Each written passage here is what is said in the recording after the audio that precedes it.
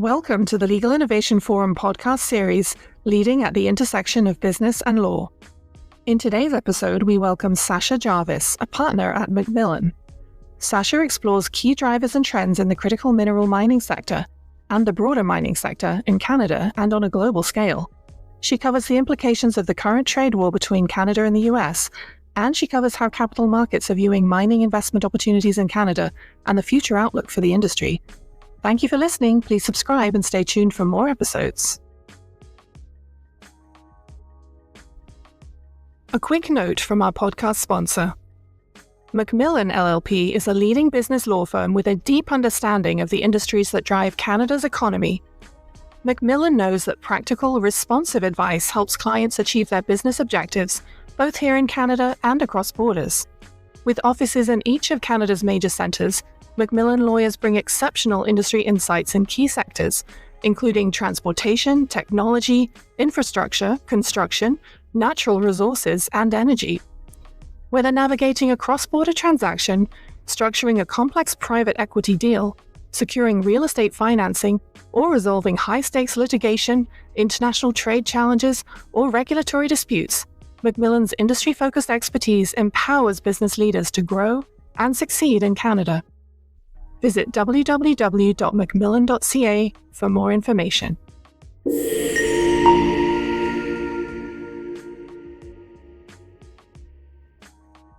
Welcome to our podcast. I'm Andrew Bowyer, CEO and founder of the Legal Innovation Forum.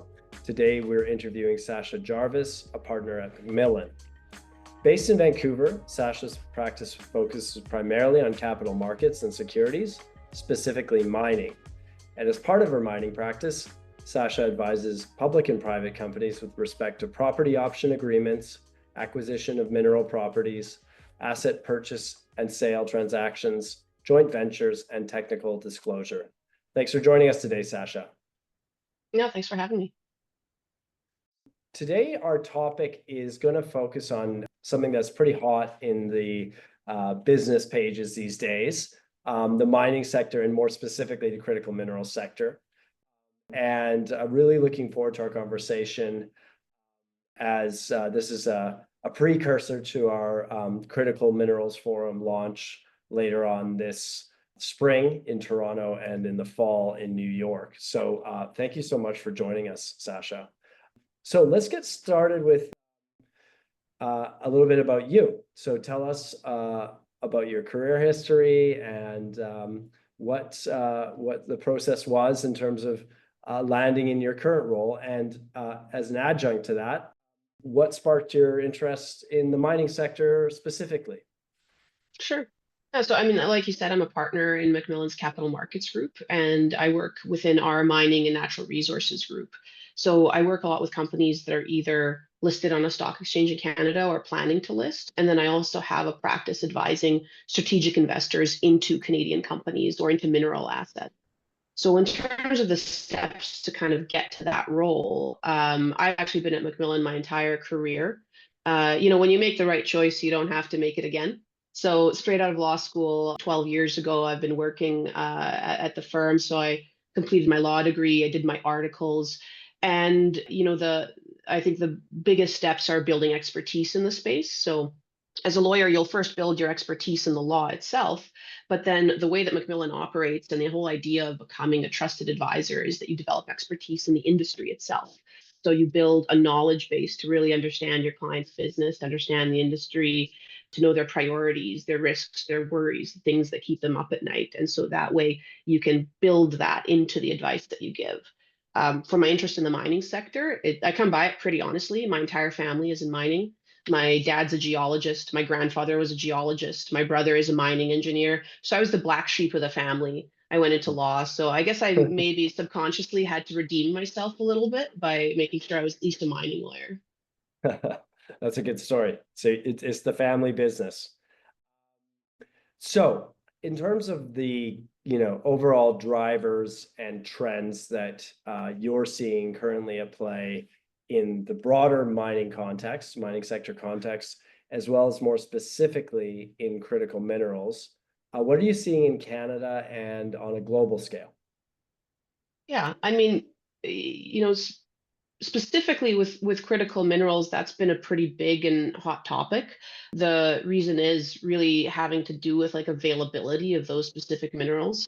So like is the scarcity of them is often what's driving the need for them, and it's something that's important, not easily replaced. And so you're looking at really supply issues at play there. Sort of concurrently with that, you're seeing more traditional kind of elements like gold reaching record highs. So you have really a few different angles and a few different drivers, but it's mostly just the money behind them, the value of those minerals, what they're trading at. You have gold reaching, like $3,000 almost the other day. You have lower valued minerals that are, still two, three, four, five times what they were trading at a year ago. And one of the main reasons for that is the international landscape. So you look at China, for example, with export controls. Just a month ago, it restricted tungsten, restricted moly, and other critical minerals. Previously, you saw China restrict exports of graphite, of gallium, of germanium, of antimony. And antimony is a pretty good example. Those restrictions have been tied to the spot price per ton just skyrocketing. So it was something like 12,500 a year ago, and now it's over $50,000 a ton. So you see those limitations on trade affecting the global market. You see the impact of production of the types of materials that you need these minerals for.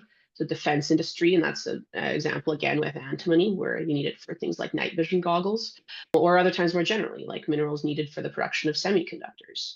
So yeah, you have minerals that are scarce, they're needed by Western countries. And in that context, the international trade angle has become really important. Yes. So in terms of, the current trade discussions between Canada and the US, which is obviously top of the news cycle again this week. We don't know how things will pan out next week. What kind of implications are you seeing for that in this broader context of, trade restrictions impacting the sector? Yeah, and so, well, the restrictions by China around tungsten and moly that I talked about were in response to some of the US tariffs that have been imposed on China. But at the same time, you were seeing a pretty new trade policy from the United States that hasn't really been part of international trade discussions before. And that policy is going to make it more expensive for US businesses, US industries to acquire minerals from the countries that are subject to these tariffs. So that's Canada, but really likely other trading partners as well. And so you're going to see, I think, probably a diversification of the market that Canada sells into, and perhaps a little bit of a struggle for some of the US businesses that require these elements. So, even though right now, with respect to critical minerals, Canada exports more than half to the United States, they're not our only trading partner. And when you look at the price of these minerals, it's based off of trading. So it's not as though the United States pays more than European buyers would. So I think that Europe is going to end up being a key trading partner for Canada. They're another region that is trying to push ahead with an energy transition, trying to build electric vehicles and expand their electric grid. And so, I don't want to say that miners won't feel the weight of US tariffs or that it'll be easy to just completely transition to other regions. But I think that steel and aluminum are probably a couple of industries where you're feeling a little bit nervous, because at least at the moment of this recording, and so I can't speak to a week from now, there's the looming 25% tariffs, but then an added 25% tariff being proposed for steel and aluminum specifically. So there are large companies in Canada, like Rio Tinto, who are producing aluminum and selling it into the United States, that are going to feel the weight of those tariffs. And so for them, it's going to be pretty important to search out new markets. Right.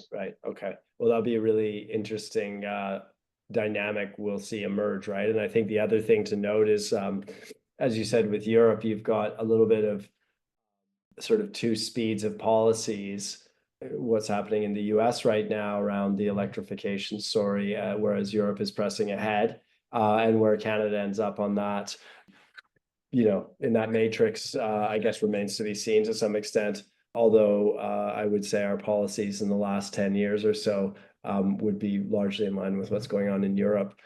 So in terms of what's going on the ground in Canada, government policy, both provincial policy, but provincial policies in British Columbia and other provinces. Can you comment on where we stand with those right now? Yeah, I mean, there's a mix right now in terms of where different Canadian jurisdictions are in being attractive to investment for mining generally and critical minerals specifically. And it's obviously natural resources are governed by the provinces, but there's also federal implications as well in terms of like national security reviews, in terms of some involvement on the environmental side as well. So right now, I would say there's a complete mix across the board. You asked about BC specifically, and I think that BC is probably earlier in the process of trying to become attractive to that type of mining investment compared to other provinces like Saskatchewan. And my view is that the recent discussions or threats from the United States are actually creating some political willpower to prioritize investment in natural resources in BC. And that's just based off of the comments of Premier David Eby when he said that they were going to fast track a series of projects, including 18 mine expansions and other natural resources project focused on natural gas around renewables. And he tied that to the importance of natural resources and development for economic success with respect to dealing with some of these threats from the United States. But it was only a year ago in January 2024, BC published its phase one critical mineral strategy. And it was a bit thin compared to what other provinces had provided. So the priority for BC at that time was, I think, not in terms of spurring investment into natural resources, into exploration, into production. It was a reworking of the Mineral Tenure Act, which is something that's going to be kind of coming to a completion in the next month or so, and specifically trying to address issues related to reconciliation with Indigenous groups in terms of how claim staking works and how respectful dialogue works as things are developed. So I think that right now we're probably seeing more will in Canada to become an attractive jurisdiction. I'm hopeful. I think that there's a lot of optimism that we can develop ourselves into a world-class jurisdiction for investment. But like I said, you look at other jurisdictions like Saskatchewan, right? Saskatchewan it's rich in many, many minerals. I think they identified 27 of the 34 that are identified as critical minerals by the Canadian government. They also have gold. Uranium and potash are probably what they're best known for. And those are just examples of successes that the province has had. They've been very vocal about supporting mineral projects. They've combined that with success stories by issuers that are actually operating in the jurisdiction. And so they've gotten a lot of attention from the industry, from the investment community. But we could go through the provinces one by one, but it might take up more than the time allotted here. I think I could also point to Alberta as trying to kind of create a bit of a strategy around critical minerals. And one of the things that they've recently done is they tried to streamline the regulation through their Mineral Resource Development Act. So they gave authority to the Alberta Energy Regulator over minerals, just like they previously did with oil, gas, and coal. So different provinces are really trying to kind of push forward that investment mindset. Obviously there's sort of like the political context, right? In each province, they have different political atmospheres, I guess, vis-a-vis the resource sector writ large. But are there any other specifics why BC is perhaps lagging a little bit behind or has been lagging a little bit behind these other provinces in terms of embracing the sector? Well, I think it has been political. And I think that British Columbia has a lot of different industries that are perhaps more palatable to certain segments of the population. Mining has traditionally, I think, gotten a bad rap. There's obviously going to be, issues in terms of making sure that things are done properly and sustainably. but some of that sort of historic activity prior to more modern mining techniques, I think has really colored people's perceptions. And so those perceptions are perceptions of voters, Right. and people who have influence in terms of, the priorities of the government. So the BC government, I don't think ever said BC is closed for investment, and it never was. Yeah. But I think that there just wasn't the political willpower to push towards having more mining activity in the province. The political willpower was, I think, more around ensuring environmental protections, ensuring that where there was going to be activity, that it was going to be in line with principles of reconciliation with Indigenous populations. And those are obviously not bad things at all. But I think that now there's a little bit of a consideration of, okay, well, how do we balance those environmental protections with very real needs that we have for minerals? I mean, there's an old saying, right? Like, if you can't grow it, you have to mine it. And our interaction with these minerals is evident in everyday life. And anybody who's watching this video on YouTube or listening to it on a smartphone is engaging with a lot of these minerals, because there's no smartphone tree that I know of yet. Not yet, not yet. Yeah. So if we're looking in that context, if the, from your perspective, if the, BC is to sort of catch up and get a little bit more ahead of the curve on this policy wise, what are you noticing that they're doing, and what do you think that they could be doing to support that acceleration, right? Because we are behind the curve, and this has become a political priority. It's become an economic priority. Not just in BC, it's obviously a national priority, Yeah. and it's an international story as well. It's a big headline, critical minerals these days. Well, I mean, I want to point to a couple of things that I think BC has really gotten right, because it's not all doom and gloom. It entered into an impact assessment cooperation agreement with the federal government. So that's intended to address parallel permitting requirements and cut down inefficiencies. And I think that that's a really important step. And we probably need to enter into these agreements with every jurisdiction. Because right now, the permitting process, I mean, historically, it's taken like 12 to 15 years. That's the figure Yeah. that's always bandied about. And the minister, Wilkinson, federally, has said, well, we can cut that down to 5 years if we are able to look at permits concurrently rather than consecutively, if we can avoid parallel processes at the federal and provincial level, and if we can properly fund our offices so that we have the manpower to actually get rid of the backlog of reviews that we have. And that would be huge, because the result of that would be that, there's no cutting corners on these reviews. There's no cutting corners on environmental protections, but you're just able to do it more efficiently so we can actually produce. And so BC, I think, has done well in terms of entering into that impact assessment cooperation agreement. BC has, like I said, recently come out and been more supportive of fast tracking projects. And I think that if they kind of continue in that vein, that we would be able to see a lot more activity within British Columbia. So those are the upsides. Any downsides you want to know? Well, I mean, I think I've talked about the downsides in BC a fair bit here.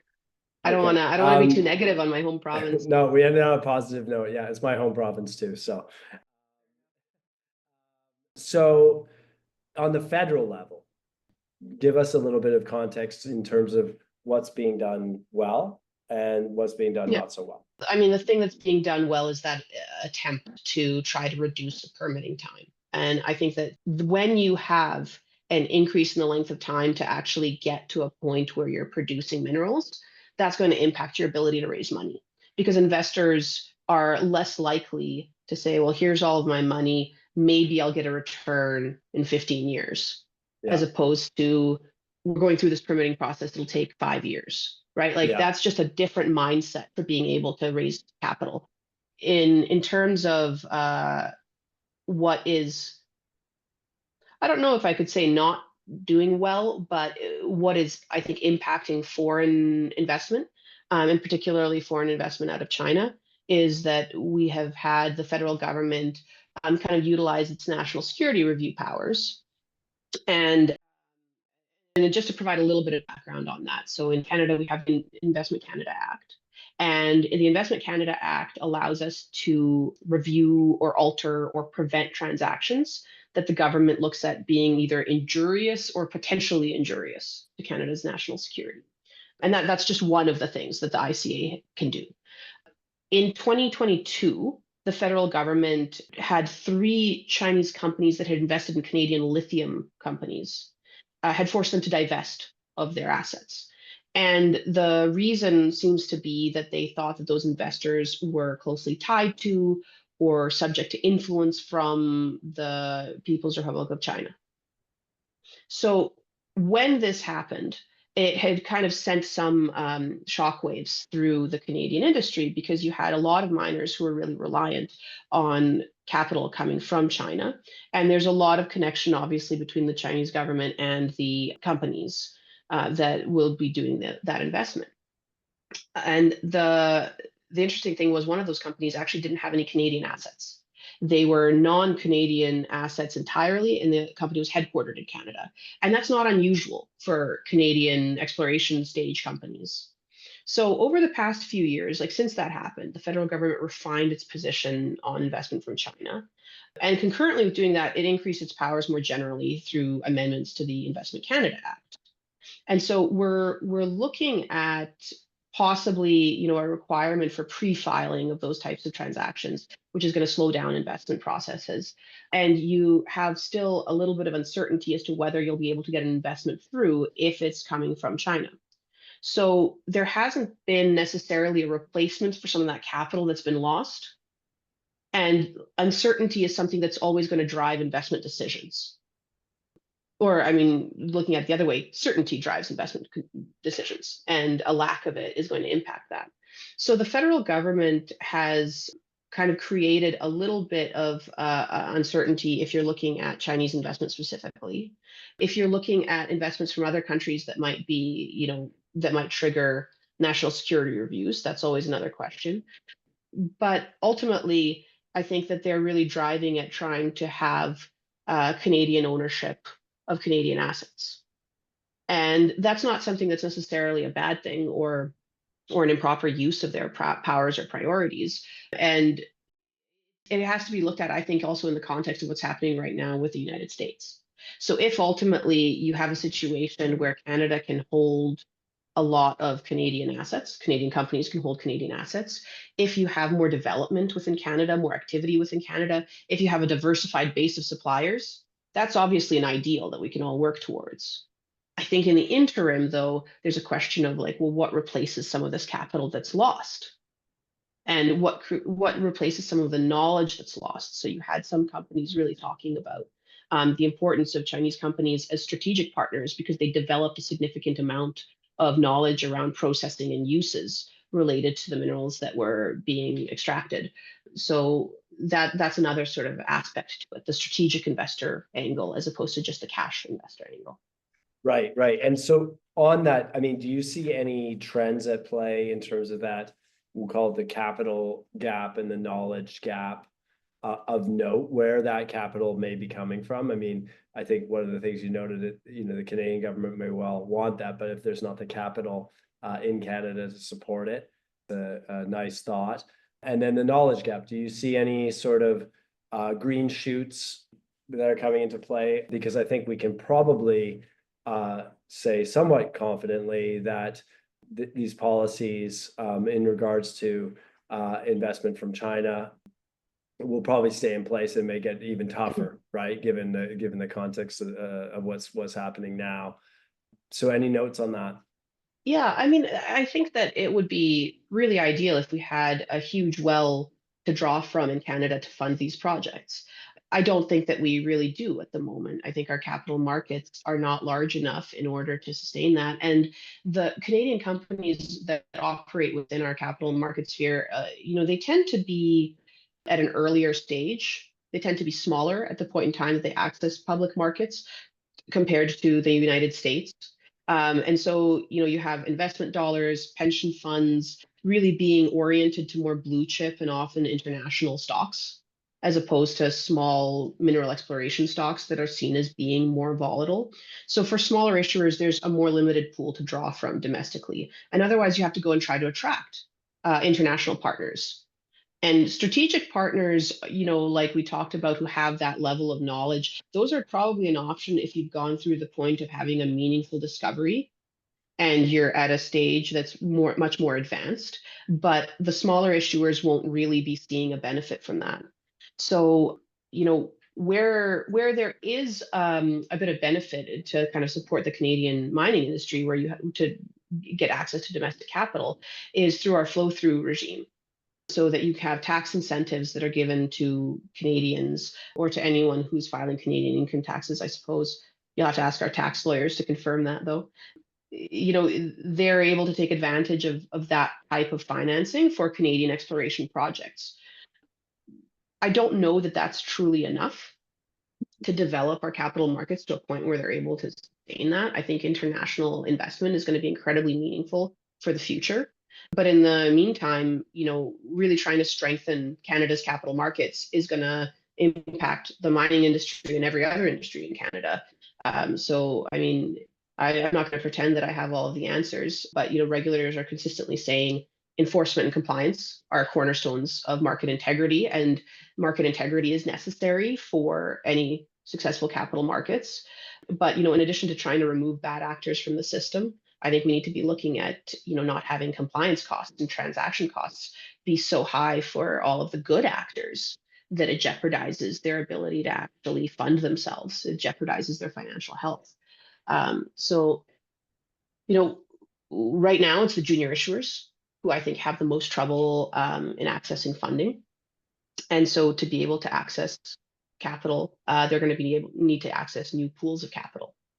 And that's going to be, I think, the challenge for Canada's industry. Right. So on the institutional side, I mean, what perceptions does Canada need to change for international institutional investors? There's a lot of, I guess it may not be the right term, but regulatory risk if you're investing in a project, and there's a time risk investing in a project in Canada, which we covered. Obviously, again, I tend to point to the business pages where I get a lot of my daily news. But foreign direct investment in Canada has been a problem for a number of years now, and the perception, I think, from international institutional investors has been it may not be the best jurisdiction to invest in. So, is that a correct statement on my side? And B, what would need to change for them to perceive Canada differently, and how quickly could that be done? Well, I mean, I think if I had the answer to that question, I would probably be trying to run for prime minister right now as well. But looking at it more generally, I don't think it's just investment in Canada, like as a whole. When you look at the mining industry, there's so many different actors that are at different stages. You have probably the majority of companies, I mean, definitely the majority of companies are exploration stage companies. Yeah. Their stock is a lot more volatile. They finance in order to explore. A lot of them are operating on a shoestring budget and really trying to put everything into the ground to kind of get to the point of having made a discovery that's going to excite people. And that's going to be so different from enormous companies that are operating active mines, the Techs of the world, or internationally, the Rio Tintos, the Glencores, and those are all companies that are operating within Canada. So I think for an institutional investor, if you have an operating asset, if you have consistent, cash flow, they're going to want to look at that. But where people are really struggling in the industry is at the smaller levels. It's the explorers who are trying to go out there with $1 million and drill. Yeah. And that's all they have. And when they raise money, it is a lot more volatile. People who invest in that know that they may lose all of their money, or they might be able to get something back, or maybe they'll get 20 or 30 times back because they'll hit some massive high grade gold vein. And it's very uncertain. So the appetite for institutional investors, I don't think, is ever going to switch to that high risk investing. But those explorers are so vital, because if we don't have exploration, we're not going to get to development. We're not going to get to production. So for me, I think that that should be a focus of how can we make sure that we're helping and encouraging these companies to exist from a regulatory standpoint. Right. Yeah, that's a really interesting point. And I know you're a tax lawyer, so we talked about flow through shares, and that concept. Are there any other, and then that's aimed at Canadian retail investors, keeping their money in Canada, and Yeah. getting a tax benefit from that. Are there any other ways to sort of ignite that retail and perhaps internal institutional investment strategy? I know there's lots of examples of pension funds, Canadian pension funds. I can't remember the top line numbers, but a lot of their investments are international, and Yeah. not in Canada, right? Because they're trying to get the best returns for their funds. So any more comments on that part in terms of supporting that innovative aspect of the sector, which like you said is really the lifeblood of its future, right? If you don't make those discoveries, if you don't support that, then the future of the sector is always going to be a bit limited to some extent if you're just going to the already existing assets. So any points there? Yeah, I mean, I think there's been a lot of discussion about investment funds or pension funds in Canada and whether they should be mandated to have a specific amount of investment in Canadian companies. And that's created some very strong feelings, if my LinkedIn is any indication, because a lot of people will say, well, their obligation is to the people whose pensions they hold. They should be trying to maximize a return for those people. I've seen arguments on the other side saying, well, what's the point of maximizing a return if, our economy is reduced to such a point that where those people who, when they retire, are going to be living with higher expenses, with, a lower quality of life more generally in Canada, because we're unable to kind of jumpstart our economy in the way that we need to. And I think those are, both pretty valid points. So I'll kind of leave the discussion to those who are perhaps more experts in terms of pension funds and how they operate and what benefits they get from the public sphere, as well from governments. But I'll point to Australia as an example where you have a lot of people investing in Australian mining companies through their superannuation funds that are sort of an alternative in Australia to how we've organized things in Canada in terms of retirement plans. And you see a lot of domestic support for Australia's mining industry in a way that we don't necessarily see here. But just jumping back through the flow through regime, I do think our flow through regime is important and it's a good way to kind of encourage investors. But importantly, that mineral exploration tax credit and the critical mineral exploration tax credit, they aren't permanent features. The government has to renew them. The mineral exploration tax credit is currently slated to expire March 31st, 2025. And unless they've between now and publishing this extended it. And the critical minerals exploration tax credit is going to expire March 31st, 2027.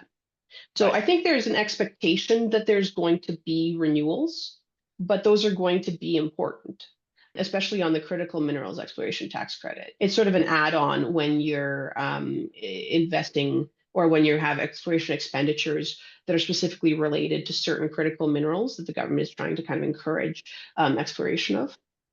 And then, I mean, additionally, different provinces will also have their own tax credits. So Quebec, for example, is a great example. And I didn't really talk about Quebec, but it's another jurisdiction that's known for being very supportive of mining. It allows investors to deduct up to 120% of the cost of exploration expenditures, or certain exploration expenditures.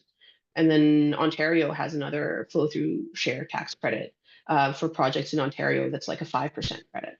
So the provinces are also trying to incentivize retail investment through this in terms of private placements that are flow through private placements. Are there any other, I think Australia is a really interesting comparison. Are there any other things worth noting in terms of the Australian approach to igniting that investment into mining assets that we could learn from here? Well, I mean, I don't want to pretend to be an expert on Australian pension organization because I'm certainly not, but I'll say that it's an excellent, well-known, well-developed, and well-capitalized jurisdiction for mining companies. It's not a surprise that their domestic industry has been successful, and it's not a surprise that you see, Australian companies operating internationally at the scale that they are. So moving on to the final question, because we've covered quite a bit to do with capital markets. We've compared it to other jurisdictions. I think some really interesting points there. We obviously, for the resource sector, I mean, that's we have a great infrastructure for capital markets in Canada, because a lot of them have been grown out. A lot of this, the financial sector has grown out of funding, resource projects, of course, because we have a bounty of them here in Canada. So that intersection in the next, say, 2 to 5 years between the capital markets, government, and the sector. Again, I know I don't expect you to have all the answers, but maybe give us the long and the short view on that. In other words, it has positive momentum, positive motion. What does it look like, and what would the key characteristics be? And if we see a little bit more of a short play on that, how would you see that playing out, and what would be the dynamics at play? Yeah, I mean, I think it's sort of contained within the discussion that we've been having this entire time. So the opportunity that's right now in front of Canada is to have Canadian projects in Canadian hands. And so one of the key ways that I think that can happen is if you reduce that permitting time from 12 to 15 years down to 5 years. That Minister Wilkinson was indicating that was possible. Then you have an opportunity to invest either at the asset level. So, for example, you might have investment funds or strategic investors that are more looking at investing into projects as opposed to companies. Or alternately, then there's an opportunity to invest in a Canadian company with Canadian projects that has a better chance of actually succeeding. So that volatility in terms of the more junior miners is going to be reduced. And so each of those, I think, is important because the type of capital that they draw on is different. And in my experience, you'll see more of those international investors acting on the asset level as opposed to just investing in a company. But when you have a Canadian company going from exploration to development to production, you give those tax incentives to Canadians. You get Canadian investment in. You support Canadian infrastructure development. It's going to be important for the operation of that mine. You create Canadian jobs, you secure Canada's supply chain for these minerals and for critical minerals that are going to be so fundamental to other Canadian industries. That's where I think that there's an opportunity in that 2 to 5 year period to really develop the country by developing our natural resources. Yeah, and it's really interesting too. You touched on the supply chain and the processing side, and that sort of value chain where we're not just sending them out in a sort of pure format, but adding value along the chain, which obviously has a positive effect for Canada's economic innovation and growth story, which I think we all want to be. So any comments on the importance of that and how that could be supported, that sort of downstream side of things? Yeah, I mean, if you're able to do processing in Canada, if you're able to refine in Canada, if you're able to then utilize the materials, they're pretty fundamental to everything that we use. Everything from your refrigerator to the fertilizer that's used to grow the food in it, to like I said, our smartphones, to semiconductors, to automobiles, to like really this pen I'm holding. Every aspect of our lives is impacted by mine. And so to the extent that we can actually have production in Canada of the materials that we need, and we supply our own minerals, our own metals, I think that's going to be a game changer.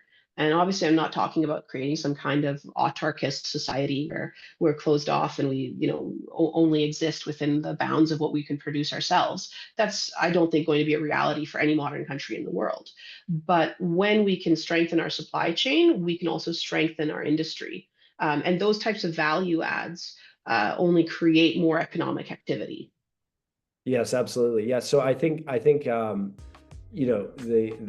glass half full view on all this is actually we're given all of the various different aspects that we've discussed on this podcast today, there's a lot of there are headwinds, but there's a lot of tailwinds as well if we get it right. And I think there's lots of examples, even intra-provincially or internationally of ways that we can do this. There's tools at government's disposals, at investors' disposal, if we choose to implement them, that could be really supportive of the next phase of our economic innovation story. And to the final point too, you're right. I don't think we're moving away from a completely globally integrated economy, certainly not in our lifetimes. But what I think we can observe and agree upon is that it is, the go-go days of globalization are a little bit behind us from even 10 to 15 years ago. This has been a really fascinating discussion, Sasha. Really appreciate you taking time to speak with me today, to give us some more context, and very much looking forward to hopefully having you involved with our critical minerals forums in both Toronto and New York this year. And I think it's a very exciting time indeed for the Canadian mining sector. Yeah, maybe I've been hanging around with geologists too long, but I'm pretty optimistic about the mining sector in Canada. Fantastic. Well, thanks for your time again, Sasha. Thanks so much, Andrew.